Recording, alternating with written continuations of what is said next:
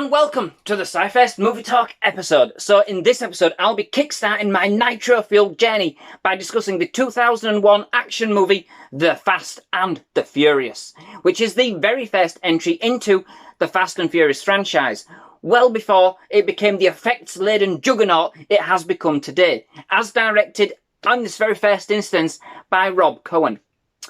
So as a disclaimer, I may give some spoilers for this film and others in the Fast and Furious series, so please do switch off now if you don't want to hear any plot details for these movies at all. Please do come back though when you have watched the films and do let me know what you thought. I am always so very interested. In the movie, however, so here we go. We are introduced to Brian O'Connor, as played by Paul Walker, a rookie street racer looking to get in with the local street racing scene, headed up by the formidable Dominic Dom Toretto, as played by Vin Diesel. After losing his first race against Dom, Brian gains his respect after saving him from getting busted by the police. Turns out Dom has a rap sheet including beating a man to an inch of death, for which he served time. In the midst of this, we find a gang of masked street racers hijacking trucks literally whilst they are moving in order to take their cargo. This has piqued the interest of the FBI, and what we find out, beware, these are the spoilers, is that Brian is actually an undercover agent infiltrating Dom's gang, or family as Dom likes to refer to it, posing as a shop assistant in a racing supplies garage in order to ascertain the leads as to exactly who is behind the hijackings. This is made ever the more complicated by the fact that Brian is starting to respect and even admire Dom as a friend and mentor. Not to mention living or having a romantic relationship with Dom's sister, Mia Toretto, as played by Jordana Brewster, which would have been scary enough with Dom in the mix on its own accord, you know? I mean, imagine having to have the big brother talk with Dom. Let's just say that that's got to take somebody with some guts, you know? Or at least somebody who's not afraid of losing them. So, watching this film for the first time back in the day, I had no idea what a franchise it would actually kick off. And to be honest, by the time we'd kind of got to the third film in the series, I was sure that it was kind of ready to fizzle out. Boy, was I wrong.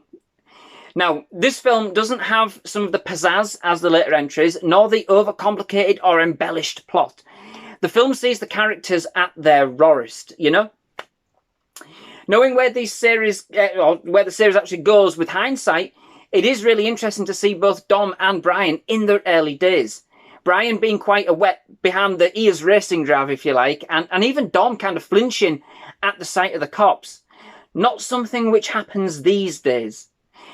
It did put a smile on my face as well when I realised what was actually at stake in this movie. Nope, the world was not about to end.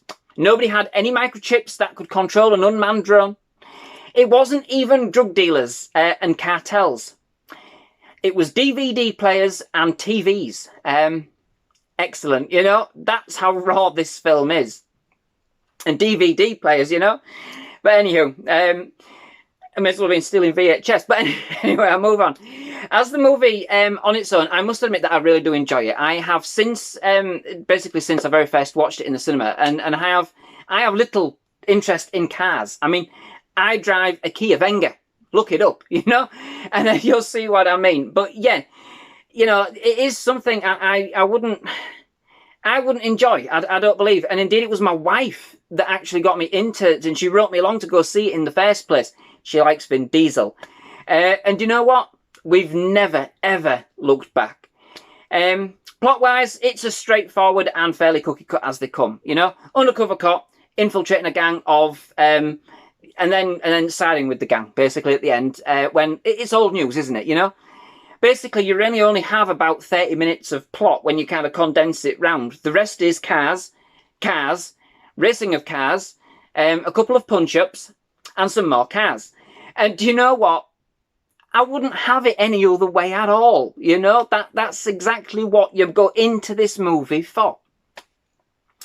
Character-wise, the film does a decent attempt. It is one of its main bases in that it does, for the most part, get you involved in the story and their life. It's the one, really, that does that beyond any other, giving us more than just a kind of group of petrol heads And I think that's why this franchise has survived so well.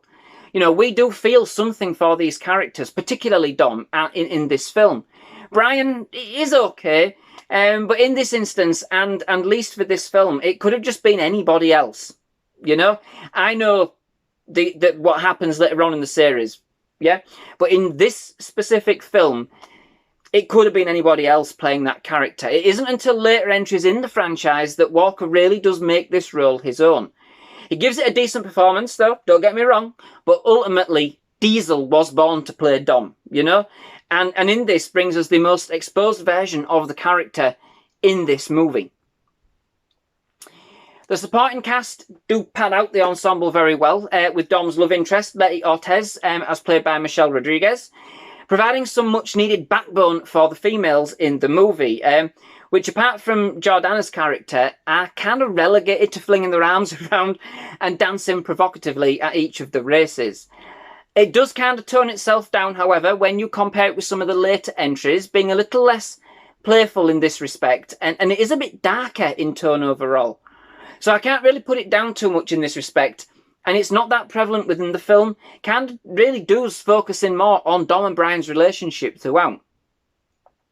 It's fairly briskly paced as well, with some excellent race sequences. For the first one, the camera style can be a little off-putting at times and a little odd in places, but for the most part, it really does get you involved in the action. It does kind of have that kind of distinctly early 2000s, kind of late 1990s style in this respect, especially in terms of special effects. Those which are stunt-based are fantastic, and you can certainly see the attention which has actually gone into making every shot count. The CGI used, it is starting to tell a bit, you know. I did think that some of the sequences that we get showing us the mechanics of the engine were really awesome when I actually first saw them on that big screen. Now they don't seem to have aged too well at all in my eyes, but they do help to give that film the feeling of excitement, you know, and adrenaline, in which tantamounts to basically being a car travelling in a straight line. But ultimately, the film isn't going to set the world on fire. None of these are, you know. But that's not what it's about. What it is an adrenaline, well, nitro-fueled action flick that's certainly popcorn fun with some great characters. It doesn't have a real original premise, but its execution is stylish enough with some great car sequences and a decent pacing that will not catch you sleeping, you know? It is one more down-to-earth, it is one of the more down-to-earth Fast and Furious films that we have, introducing us to these characters that will soon thereafter become household names amongst lovers of the over-the-top and outrageous action that these series represents. But overall, it is just simply a fun movie. You don't have to think too much, and it never really asks you to. So, that brings me to the end of this episode. Many thanks for watching. I do hope you've enjoyed it. If you have, please leave a like. Please do hit that subscribe button for more movie reviews, trailer reactions, and other movie-related content. We have absolutely loved having here at SciFirst MovieTalk, and definitely love to have you back. Certainly for Too Fast, Too Furious, which is the next review in the series. But yes, most of all, just thank you very much for joining us. Goodbye.